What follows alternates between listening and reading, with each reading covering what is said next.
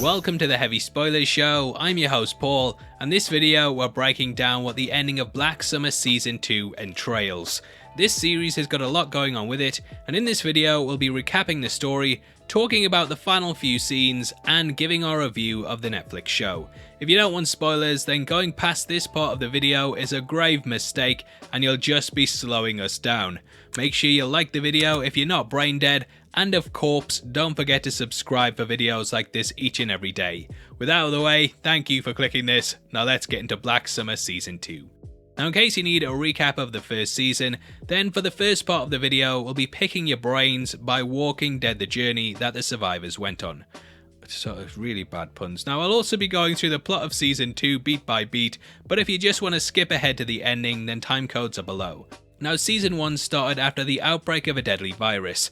This turned everyone into undead flesh-eating monsters that would stop at nothing for some finger food. Through the eyes of Rose and several other survivors, we saw the rise of the zombies firsthand, and we followed her as she attempted to rescue her daughter Anna. After fighting through thick and thin, Rose and her group managed to make their way to a stadium that had been advertised as being a safe haven.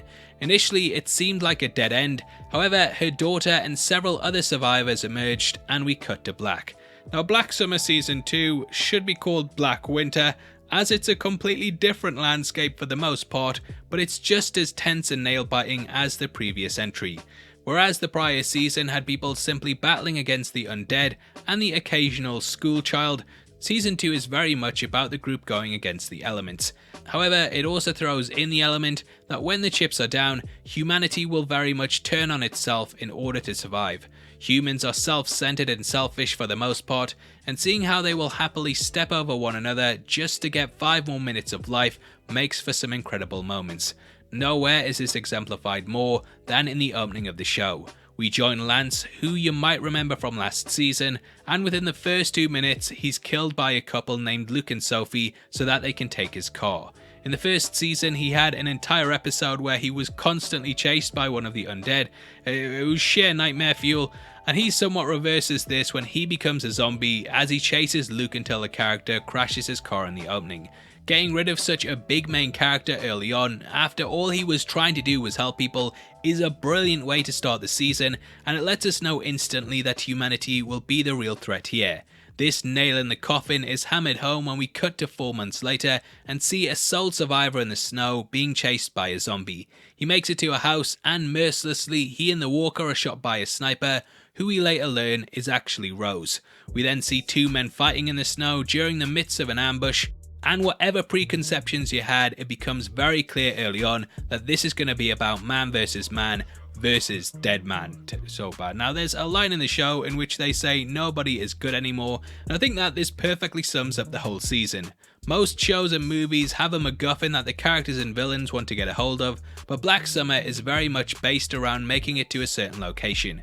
The first season was of course about reaching the stadium, and this one is about making it to an airstrip.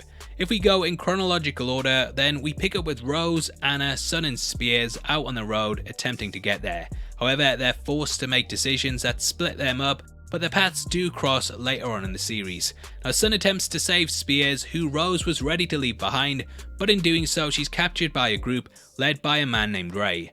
Rose and Anna make it to a house in the wilderness, and here they're given sanctuary by a group of survivors inside. However, we know from the way that the story is told that she and Anna end up being the only 2 survivors there, and they're willing to kill to keep a hold of it. The house is a great setting, and in the season it perfectly demonstrates why Rose goes from someone who's willing to trust others to someone who's ready to turn her guns on them. After one of the survivors heads out to get medicine for his mother, he doesn't return, and his brother Sonny starts to suspect those inside are plotting against him.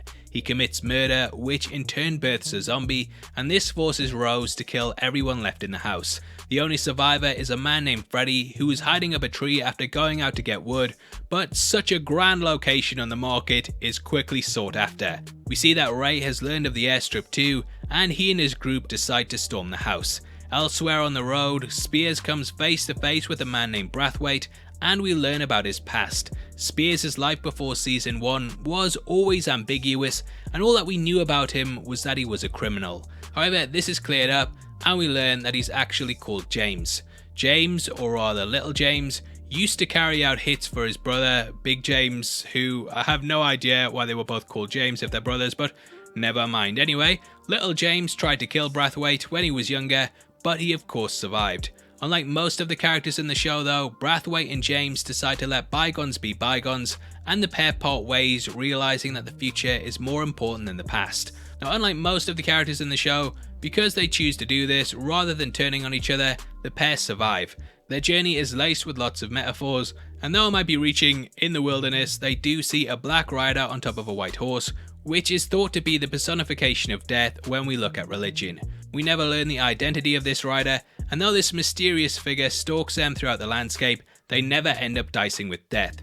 Brathwaite even refuses to shoot him when he has a chance, and if our metaphor is correct, then this might be why he's spared. His journey ends with him and James coming across the horse by a stream, and James almost of mice and mends him, but he lets him live.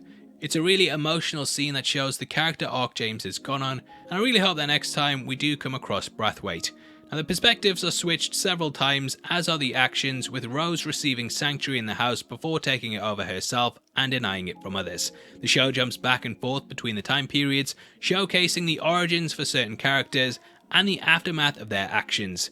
I very much felt that this had a Last of Us Part 2 vibe, in that we had two clear sides in the show that we both saw things from the perspective of. Though it would be easy to say why one was good and the other was the villain, both were clearly doing what they had to survive, making for a really thought-provoking narrative that would constantly have you switching sides. After losing the house, Rose and Co head out into the dead snow with a man named Boone.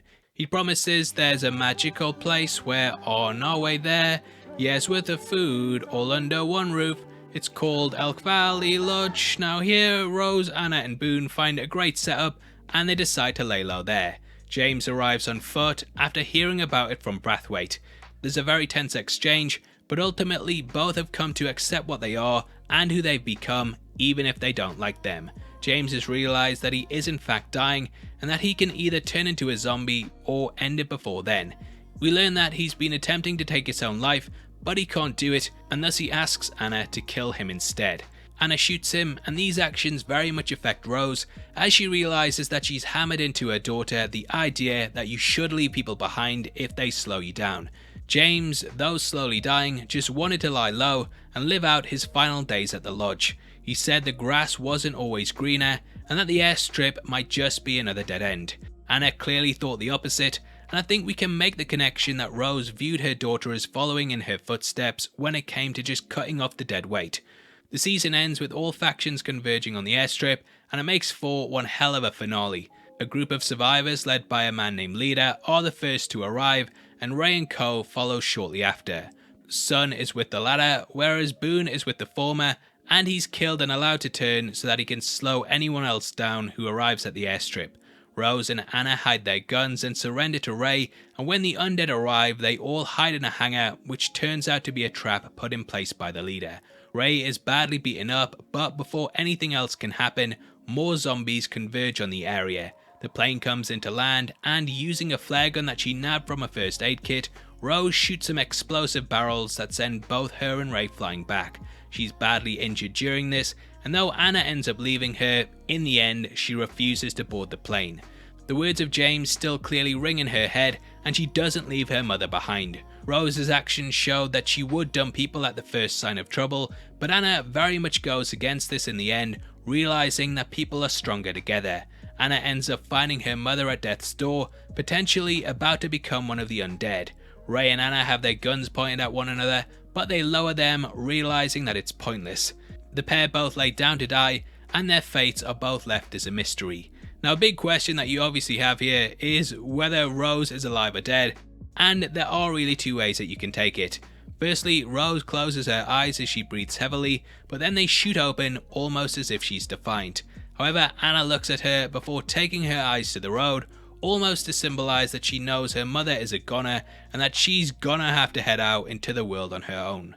The fact that she doesn't go out to help Rose, I think does showcase that she's dead, and if we're being honest, for how badly beaten up she is, I can't see her surviving past this point. Rose was very much about teaching Anna how violence only leads to more violence, and that if humanity wants to survive, they have to work together. The plane very much represents this, and Sun gets somewhat of a happy ending for the meantime when we realise that the pilot can speak Korean. It's nice that she can find some commonality with someone finally, but we still don't know where this is going or why it made so many dangerous trips in order to pick people up. I kinda get the feeling that something far more sinister is going on, and James's warning that the grass isn't always greener definitely rings in my head during this. Now we do know that this show is a prequel to Z Nation, and though there have been conflicting reports over whether it ties in or not, every time I look into interviews about the continuity, they always make it clear that things are connected. Now because of this, I actually think this plane might tie in with the vaccine experimentations that set up that show. Z Nation took place 3 years into the zombie apocalypse, and we learned that several people were unwillingly forced into taking part in a vaccine test in order to see if there was a cure for the disease. Though it pains me to say it, I really think that this is where Sun is headed off to, and it's the only reason I can think why a plane would make constant trips to pick people up. Remember, this show is very much about how humanity will turn on one another to get what they want, and keeping that aesthetic in mind, it just seems like the most likely thing. Sorry guys. Now we also see in the finale that a character named Mance survives, and I think that next time he and Anna will team up and head out together. They might even head back to the lodge, and it is possible that here they will meet Brathwaite.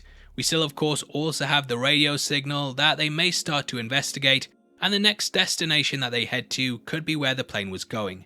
However, we do know from the refueling comment that this is very far away, but Anna does have a car, so they could eventually reach it, though it would take a lot of time.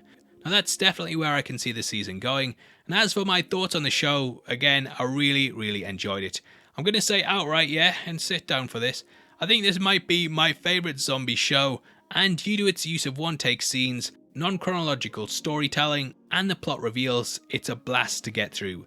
Last season had its critics, but I absolutely loved it, and season 2 is no different. Whereas season 1 was more about Rose fighting to get her daughter, this season is very much about keeping a hold of her in a world that's slowly becoming more and more dangerous. Rose is a completely different character to what she was in the first season, and she's ready to kill any person she comes across, even if they think the wrong thought. Bloody thought police, am I right? Now this makes her way more complex, and it's relentless watching them going from tense situation to tense situation. When discussing Rose with Screen Rant, Jaime King, who plays her, said that the creative team very much went in with the idea that Rose was dead. I don't mean literally, so hold your horses, but this idea that Rose was completely dead as a person. King said she studied mothers who had been through traumas involving their children, and she used real life instances of how it changed them to shape her character. Even decisions like cutting her hair so that it was shorter than season 1 was done to show that the old Rose was gone. In the first season, she was far more hopeful that society could return to normal. However, here this change is done because short hair is practical, will cover her ears and keep them warm, and it can't be grabbed. Because of this, there's a real feeling of authenticity here, and though the main complaint is there's not much character development due to them not really speaking to one another, I think through their actions they show how they are. Black Summer was brilliant to me, and if you hated it, guess what, I don't care, I absolutely loved it. It was a bit of a difficult series to score as it had some really high moments, some low ones, but overall the good far outweighs the bad. Black Summer was a blast, and it gets an 8.5 out of 10. Now obviously I'd love to hear your thoughts on the season and the ending, so make sure you comment below and let me know. As a thank you for interacting with the video, you'll be entered into a prize draw on the 30th of June, in which we're giving away 3 copies of the MCU Phase 3 box set.